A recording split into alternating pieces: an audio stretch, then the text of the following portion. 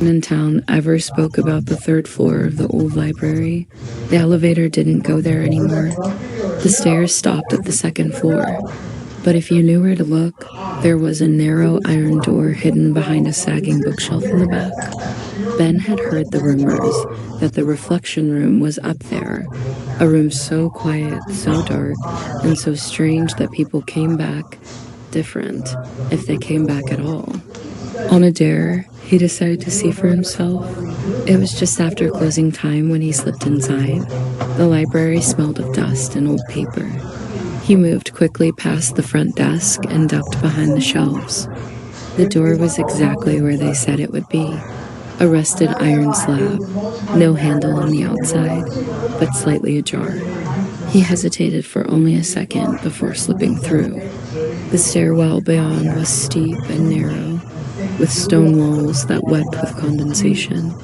At the top, he found another door, later this time painted black. A brass plate above it read, "Reflection room, please knock before entering." Ben knocked. No answer. He pushed the door open. The room was empty, lit by a single flickering bulb. The walls were covered in tall mirrors, all of them cracked or foggy. The floor was black tile, scuffed but clean. In the center of the room stood a simple wooden chair. Ben stepped inside. Immediately, the door behind him closed with a loud click. He froze. Then he noticed something odd in the mirrors.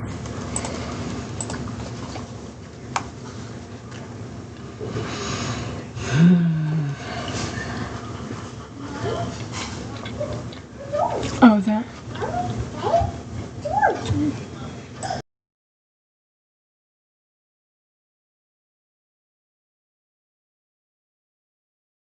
In the largest mirror, directly the reflection room, no one in town ever spoke about the third floor of the old library. The elevator didn't go there anymore. The stairs stopped at the second floor. But if you knew where to look, there was a narrow iron door hidden behind a sagging bookshelf in the back. Ben had heard the rumors that the reflection room was up there, a room so quiet, so dark.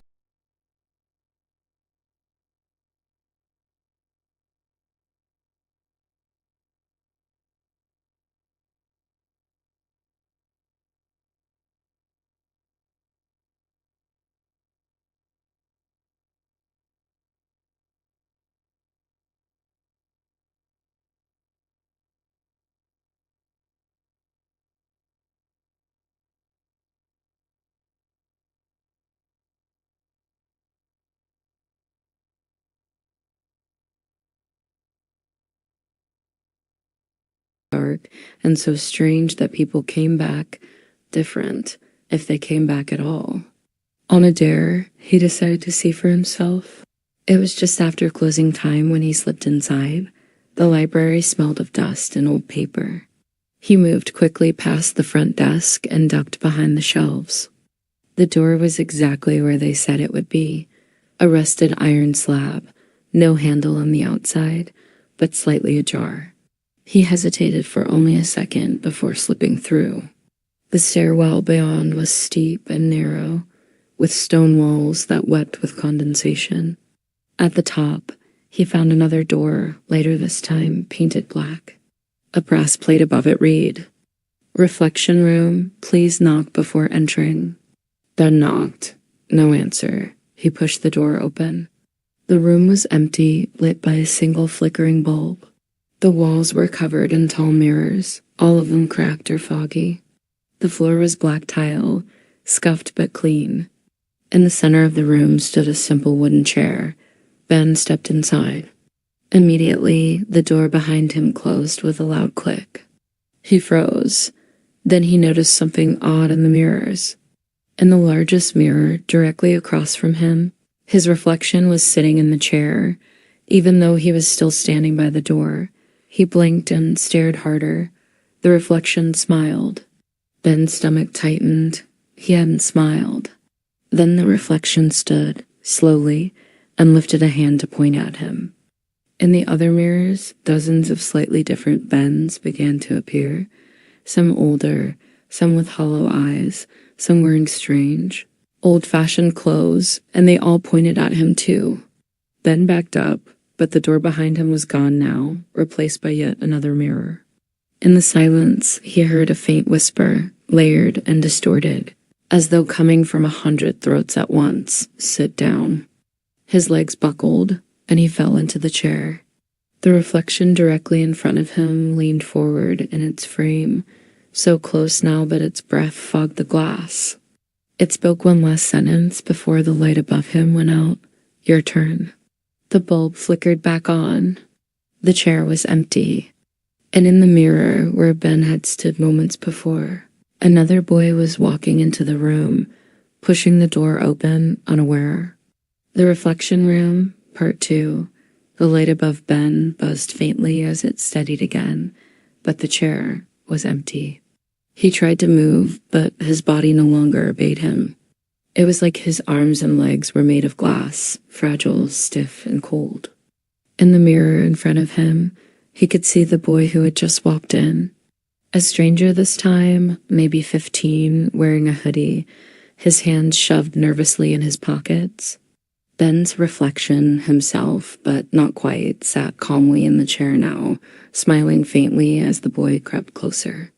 And Ben realized with a jolt of terror, he was no longer on the outside of the mirror. He was inside. He banged his fists against the glass. The boy didn't notice. He stood there, staring at the chair, his face pale and curious. Ben screamed, though no sound came out. The reflection of him, the thing wearing his face, turned its head slowly toward the glass and grinned wider. Then it raised a finger to its lips, hushing him. Ben tried to look away, but the mirrors all around him showed him the same thing.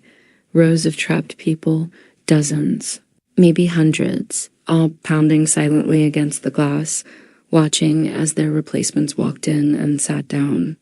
The boy outside the mirror shivered and muttered, "Okay, just a chair, nothing scary." Then, like Ben had before, he sat. The light overhead flickered. The boy's reflection leaned forward in the mirror, smiled, and switched. Now the boy was trapped on the other side of the glass, pounding silently where Ben had been moments ago. Ben's reflection, now free, turned toward the door and left the room with calm, deliberate steps. The whispering began again, louder this time. Next, next, next. And one by one, the other trapped figures in the mirrors all turned to stare at Ben. Then, from the darkest corner of the room, something else moved. Tall, faceless, with long, spidery fingers that scraped the glass as it came closer. The whispering stopped, and the thing pointed at Ben with one claw and said, in a voice that shook the whole room, "Your turn is not over." The mirrors went black, and the light above him went out. The reflection room, final part darkness, swallowed the room. Ben stood frozen inside the mirror, unable to move, unable to breathe. Around him, faint whispers rose again, but now they formed words he could understand. "You broke the chain. You sat too soon. You looked too closely." From the corner of the black glass, the tall, faceless figure emerged again. It was massive now, its spindly fingers dragging across the surface with a horrible, screeching sound. Its head tilted toward him, though it had no eyes. Ben backed away until his back pressed against the opposite wall of glass. What do you want?" He croaked, finally able to speak inside the mirror. The figure's head twitched. Its voice boomed from everywhere and nowhere. "You are the keeper now?" Ben's stomach sank. "The keeper?" The creature raised one clawed hand and swept it across the wall. The mirrors lit up, hundreds, maybe thousands, each holding the trapped souls of those who had sat in the chair before him. Each of them stared back, silent, waiting. The creature spoke again, softer now. "Until the chair finds another, you will guide them." "No," Ben shouted. He pounded the glass. "Let me out. I don't want this." The figure leaned closer, its empty face inches from his. "You already are." Then it dissolved into black mist, seeping into the cracks of the mirror until nothing was left but silence. The light above flickered back on. Ben found himself standing behind the chair again, inside the room. But something was different. The mirrors no longer showed his reflection, they showed only the others, staring at him expectantly. And at his feet lay a heavy iron key. The whispers rose around him, overlapping, repeating the same word. Next, next, next. The door creaked open, and another person stepped through. A young woman this time, her eyes wide as she spotted the chair. Ben tried to warn her, to shout, but his voice stayed trapped in his throat, and before he could stop her, she sat down. The light flickered, her body froze, and just like that, another mirror filled with her terrified face. Ben stood there, the iron key growing hotter in his hand. Behind him, the faceless figure whispered one final sentence, so quiet only Ben could hear it. When the mirrors are full, you take my place. And in the largest mirror, faint but clear, Ben could already see himself starting to fade into something faceless, waiting for his own next to arrive. Epilogue. The last visitor years passed. People still whispered about the old library's third floor, though no one could prove it even existed. The iron doors stayed hidden, waiting for the curious and the reckless.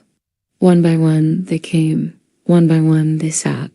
And the mirrors grew more crowded, their glass dark and heavy with silent faces, thousands now, pressed against the surface, watching, waiting.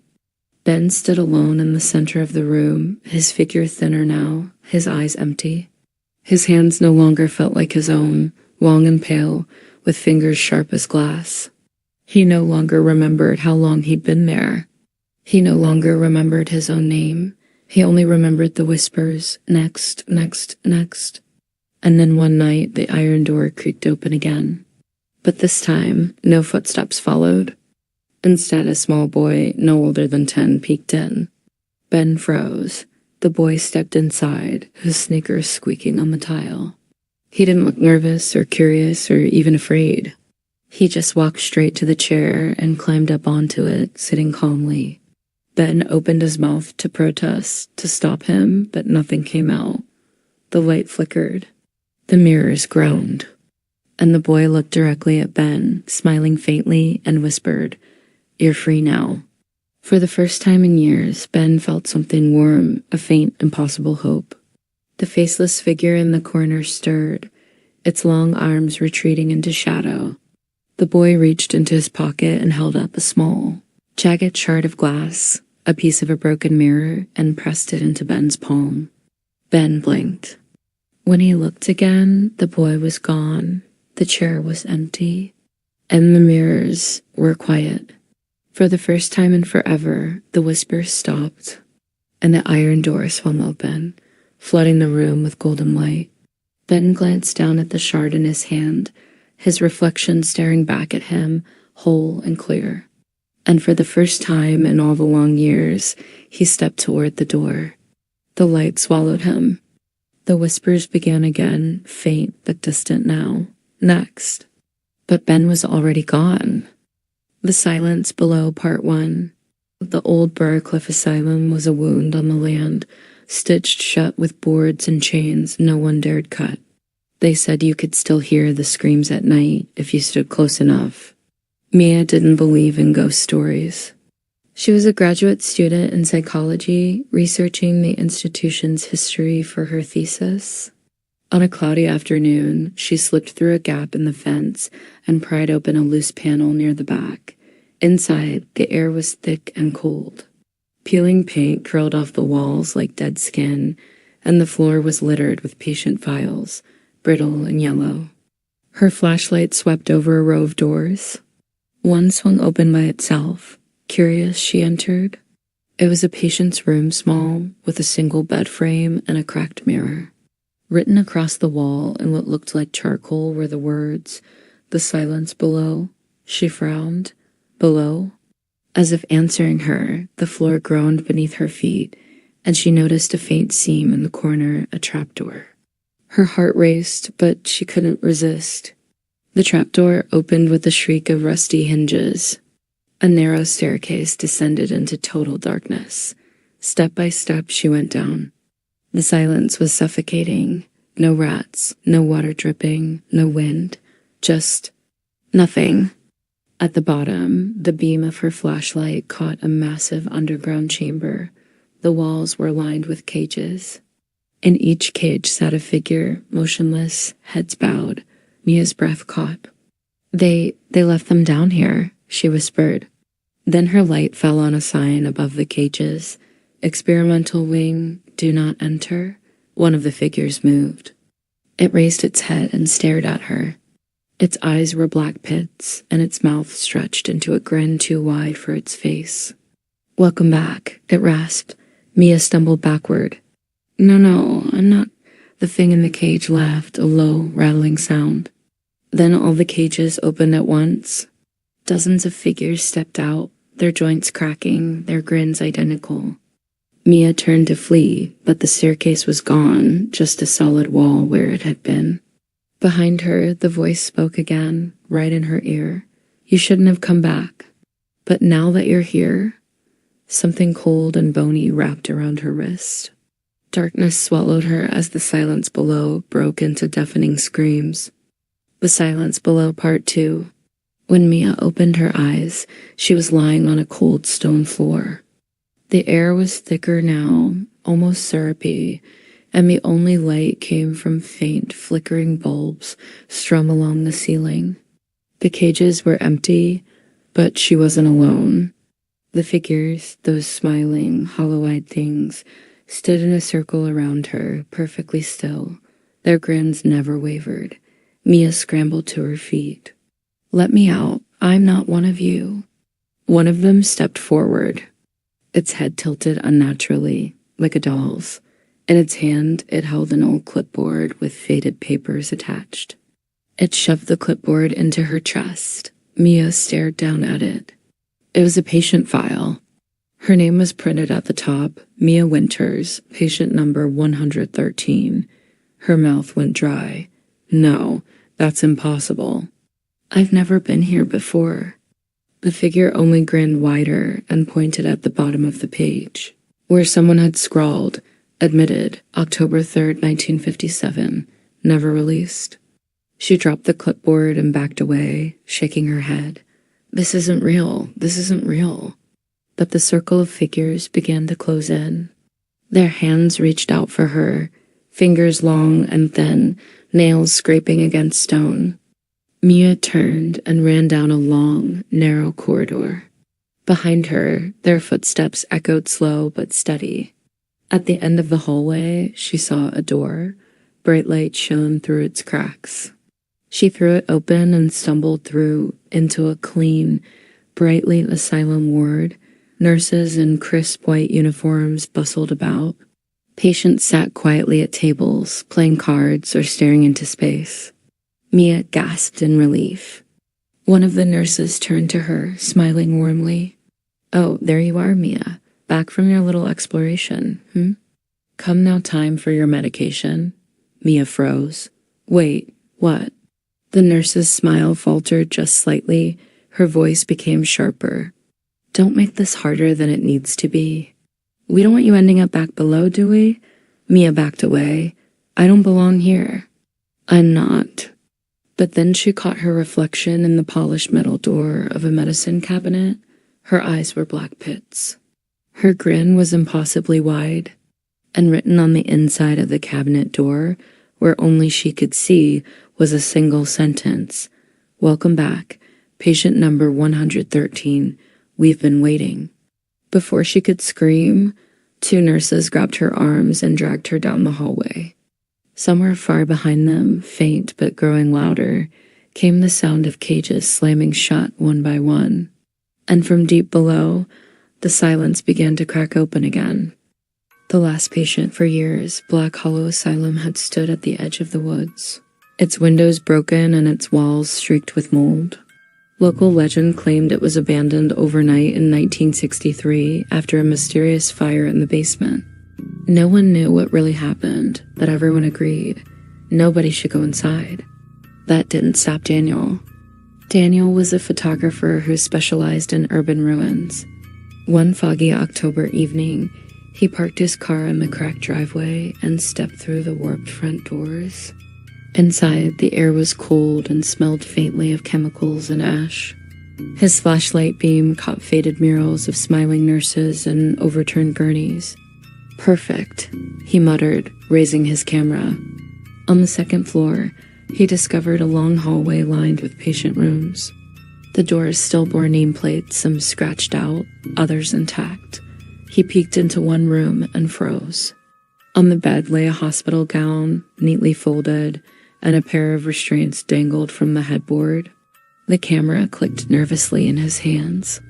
As he continued down the corridor, he heard a faint sound, a dragging footstep, coming from behind him. He whipped around. Nothing. Daniel shook his head and pressed on, but the footsteps followed, louder, closer. At the end of the hall was a heavy door marked basement staff only. Against his better judgment, Daniel pushed it open. The air that rushed up was warm and stale. He descended carefully, each creaking step echoing into the dark. The basement was worse than the upper floors.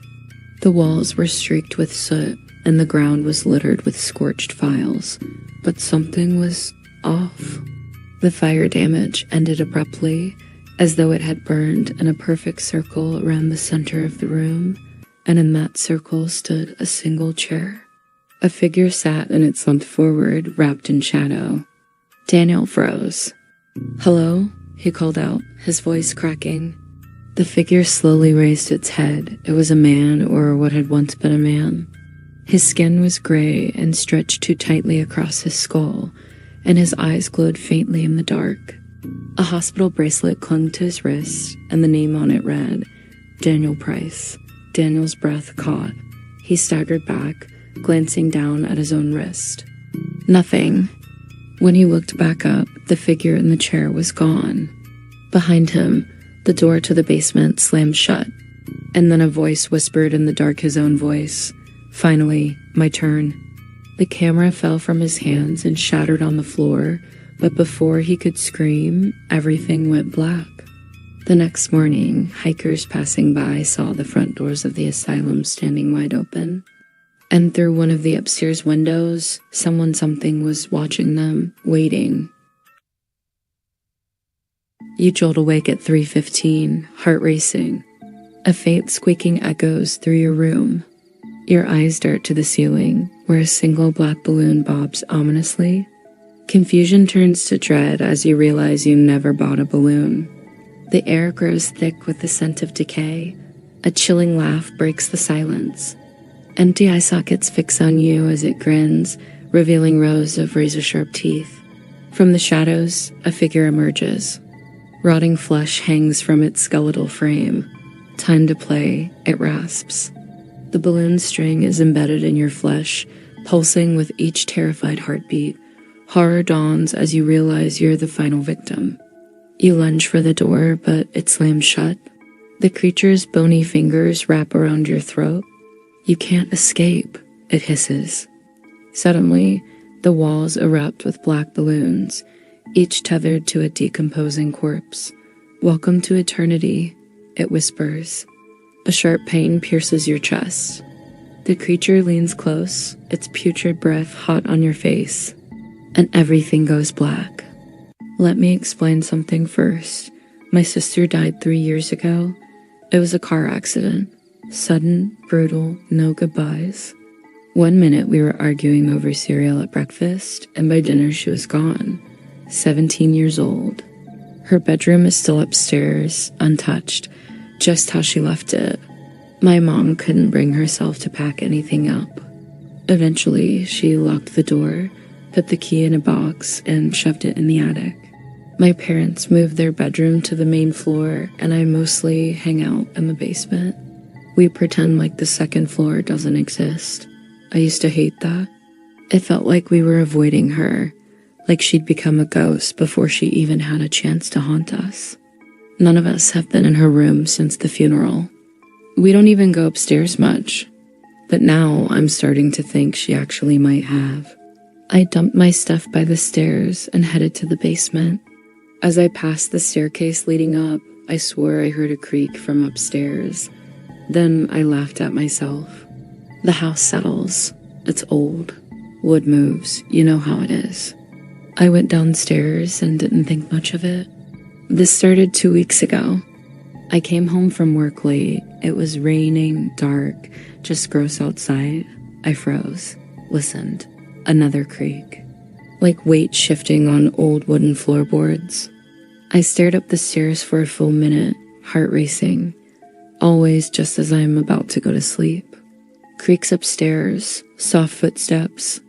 Once I even heard the sound of something rolling, like her old desk chair, until it kept happening every night, always around 11:30 p.m. Then came the real kicker. 3 nights ago, I heard her voice. The hallway felt wrong. Cold in a way that wasn't temperature, still in a way that wasn't silence. And at the end of it, her door. I was half asleep when I heard it, faint, muffled, but so familiar it snapped me